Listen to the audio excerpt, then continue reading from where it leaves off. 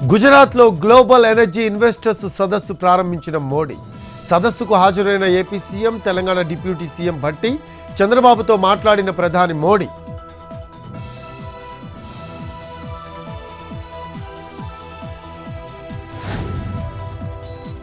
డెబ్బై ఏళ్ల తర్వాత భారత ప్రజలు ప్రత్యేక తీర్పు ఇచ్చారన్న ప్రధాని మోడీ. వెనుకబడిన వర్గాల శ్రేయస్సు కోసం పనిచేస్తామన్న ప్రధాని.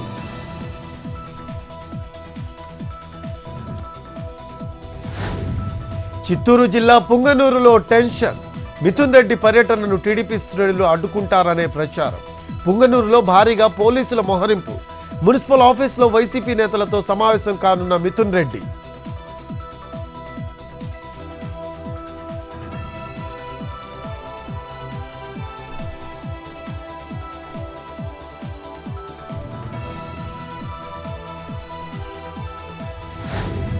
నల్గొండ జిల్లా మునుగోడులో వైన్స్ షాప్స్లో ఆకస్మిక తనిఖీలు.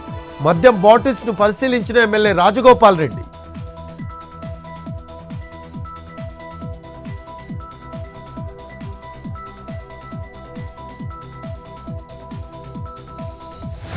ఖైరతాబాద్ గణేశుడికి ప్రత్యేక పూజలు చేసిన మంత్రి పొన్నం.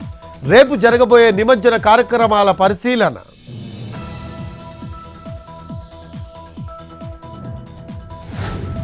తూర్పుగోదావరి జిల్లా రాజానగరంలో బ్యాంక్ ఆఫ్ బరోడాలో నగదు రికవరీ. 67,52,000 నగదును దుర్వినియోగం చేసిన నానిబాబు అనే వ్యక్తి. ఈ నెల 17న అధికారుల సమక్షంలో చెల్లింపులు.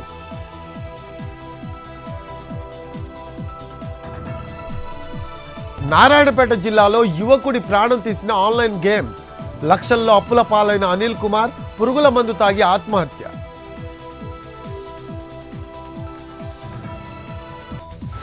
ఇవాళ ఆమ్ ఆద్మీ పార్టీ రాజకీయ వ్యవహారాల కమిటీ సమావేశం. సాయంత్రం 5:30 గంటలకు సీఎం కేజ్రీవాల్ నివాసంలో పీఏసీ భేటీ. కేజ్రీవాల్ రాజీనామా ప్రకటన తర్వాత ఏర్పడిన పరిస్థితిపై చర్చ. కొత్త సీఎం ఎంపిక వంటి అంశాలపై చర్చించే అవకాశం.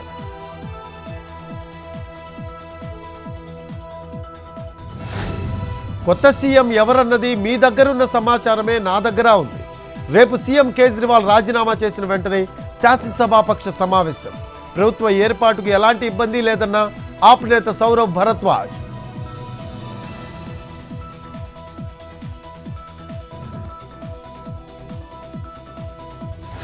ఒక్కొక్కటిగా బయటపడుతున్న ఆర్జీకర్ మాజీ ప్రిన్సిపల్ దారుణాలు.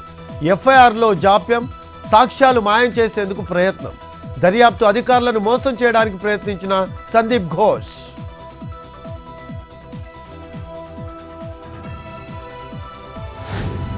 ఉత్తరప్రదేశ్ అయోధ్యలో సరయూ నదికి పెరిగిన వరద. భక్తులు అప్రమత్తంగా ఉండాలని అధికారుల హెచ్చరికలు.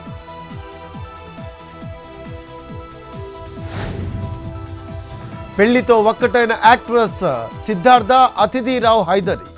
సౌత్ ఇండియన్ సాంప్రదాయ పద్ధతిలో వివాహం. ఇరు కుటుంబాలు, అతి కొద్ది మంది సన్నిహితుల సమక్షంలో సిద్ధార్థ్ అదితి పెళ్లి.